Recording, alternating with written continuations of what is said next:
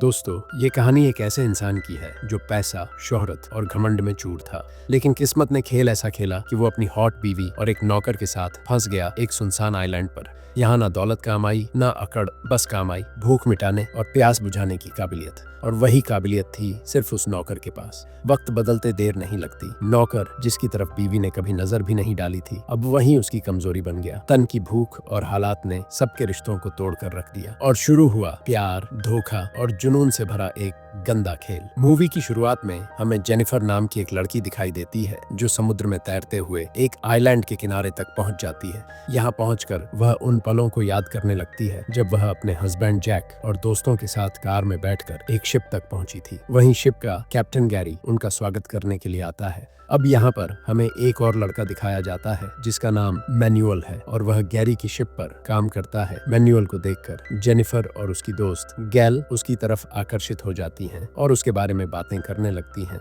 अब मैनुअल भी उन्हें देख रहा होता है, लेकिन तभी उसकी गर्लफ्रेंड मारिया वहाँ आ जाती है। वह मैनुअल को ऐसा करते हुए देख लेती है और उसे उस पर बहुत गुस्सा आता है। इसी वजह से दोनों के बीच में जोरदार झगड़ा शुरू हो जाता है। उनका झगड़ा इतना बढ़ जाता है कि दोनों हाथापाई तक करने लगते हैं, जिसे बाकी लोग भी देख रहे होते हैं। जाने से पहले मैनुअल की गर्लफ्रेंड उसे धमकी देकर चली जाती है कि वह उसे छोड़ने वाली नहीं है। अब रात को जब सब लोग साथ में डिनर कर रहे होते हैं, तब जैक मैनुअल से उसकी गर्लफ्रेंड के साथ हुए झगड़े के बारे में पूछने लगता है।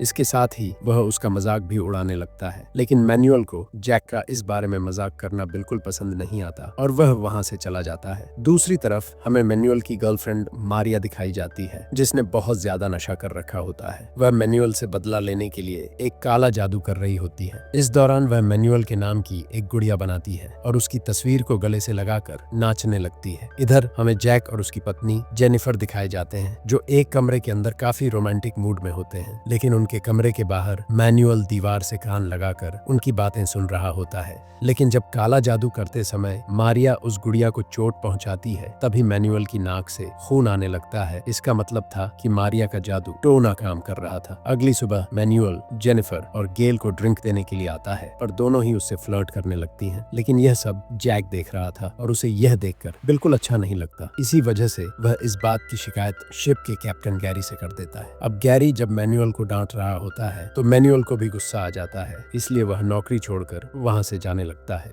जाने से पहले वह अपने वाटर गॉगल उठा लेता है, लेकिन गुस्से में एक रुमाल फेंक देता है जो जलते हुए गैस पर जाकर गिरता है। बाहर जैक, गैरी और अपने दोस्त के साथ फिशिंग कर रहा होता है और ऊपर से गैल और जेनिफर उन्हें देख रही होती हैं।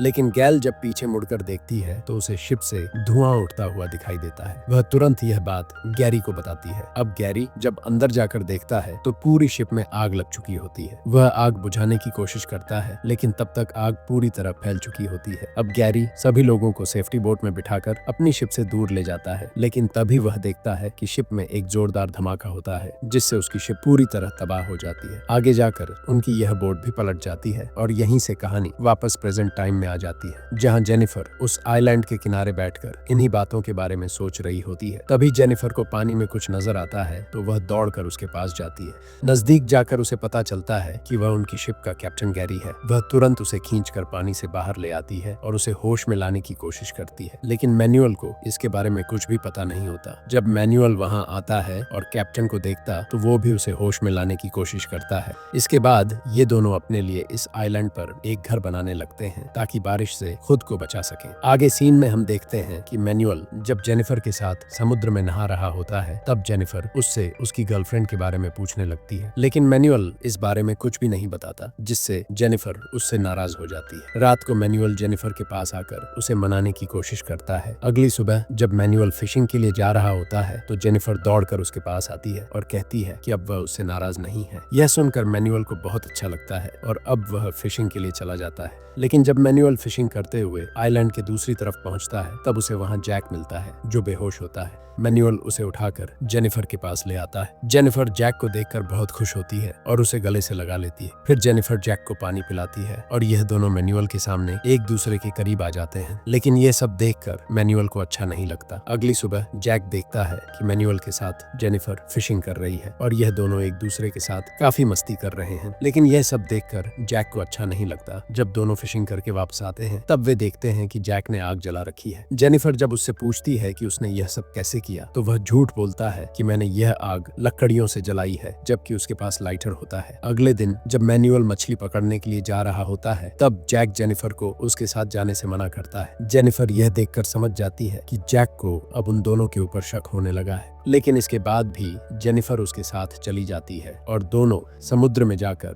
फिशिंग करने लगते हैं। जब दोनों वापस आते हैं, तब मैनुअल देखता है कि जैक ने उसके घर पर कब्जा कर लिया है और जेनिफर के साथ वहीं रहने लगा है। लेकिन मैनुअल इस बात को लेकर जैक से झगड़ा नहीं करता और टूटी नाव की झोपड़ी में रहने के लिए तैयार हो जाता है। अब ये लोग साथ में बैठकर खाना खा रहे होते हैं। तब जैक मैनुअल को बुरा भला कहने लगता है और उसे जेनिफर से दूर रहने के लिए कहता है। इस पर दोनों के बीच झगड़ा हो जाता है, लेकिन जेनिफर जैक पर गुस्सा करते हुए कहती है कि अब वह उन्हें खाना नहीं देगा। लेकिन जैक जेनिफर से कहता कि हम दोनों के खाना का इंतजाम मैं करूंगा। इसीलिए जैक अकेला ही फिशिंग करने के लिए चला जाता है, लेकिन जेनिफर भी उसके साथ चली जाती है। जैक और जेनिफर दोनों मछलियां पकड़ने की काफी कोशिश करते हैं, लेकिन उनके हाथ में एक भी मछली नहीं आती। इसलिए जैक जेनिफर से कहता है कि वह चट्टान के दूसरी ओर जाकर मछलियां पकड़ने की कोशिश करेगा। अब वह मछलियां पकड़ने के लिए चला जाता है और जेनिफर वापस किनारे पर आ जाती है। यहाँ मैनुअल उसे खाना ऑफर करता है, लेकिन जेनिफर डरती है कि कहीं जैक को इसके बारे में पता चल गया तो वह गुस्सा करेगा। लेकिन मैनुअल उससे कहता है कि वह जैक को इसके बारे में कुछ नहीं बताएगा। इसलिए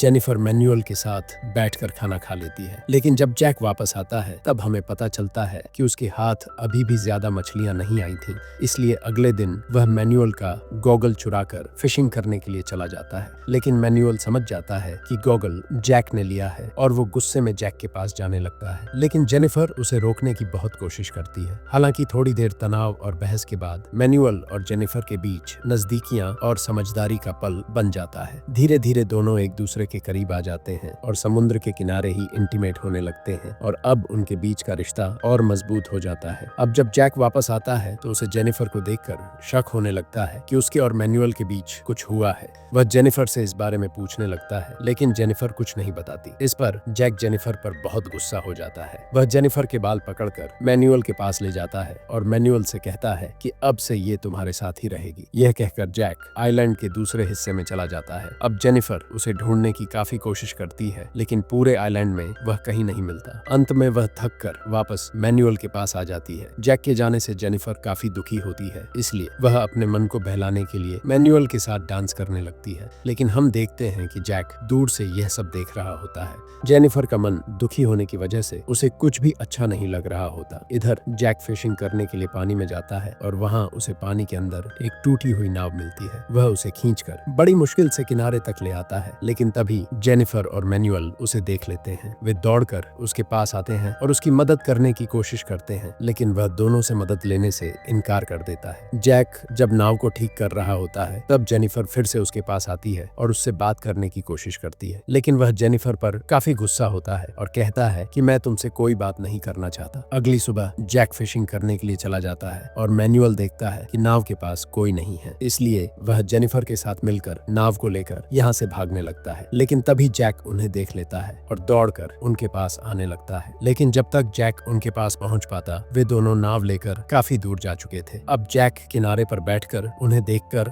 हंसने लगता है। दरअसल यह सब उसका ही प्लान था। वो जानता था कि ऐसा ही कुछ होगा, इसलिए उसने पहले से ही नाव में एक छेद कर रखा था ताकि वो उनकी जान ले सके। आगे जाकर जेनिफर देखती है कि उनकी नाव में एक छेद है जिससे पानी अंदर आने लगता है। थोड़ी देर बाद उनकी नाव डूब जाती है, लेकिन वे किसी तरह अपनी जान बचाकर किनारे तक पहुंच जाते हैं। फिर जैक मैनुअल पर हमला कर देता है, जिससे वह बुरी तरह घायल हो जाता है। लेकिन मैनुअल पानी में छलांग लगाकर जैक से अपनी जान बचाने में कामयाब हो जाता है। लेकिन अब जैक जेनिफर से बदला लेने के लिए उसे अपने साथ ले जाता है और उसे एक जगह पर बांध देता है। वह यहाँ पर जेनिफर को काफी बुरा भला कहने लगता है और उसे काफी डराता है। तभी पीछे से मैनुअल आकर उसके ऊपर हमला कर देता है और उनके बीच फाइट शुरू हो जाती है। अब जेनिफर भी अपने आप को बचाने में कामयाब हो जाती है और मैनुअल को बचाकर यहाँ से ले जाती है। दूसरी ओर मारिया अभी भी मैनुअल से बदला लेने के लिए काला जादू कर रही थी। अगली सुबह जैक भी मैनुअल को मारने के लिए लकड़ी के हथियार बनाकर उसे ढूंढ रहा होता है। वह जेनिफर और मैनुअल को आइलैंड के अंदर की ओर भागते हुए देख लेता है, इसलिए वह उनका पीछा करने लगता है।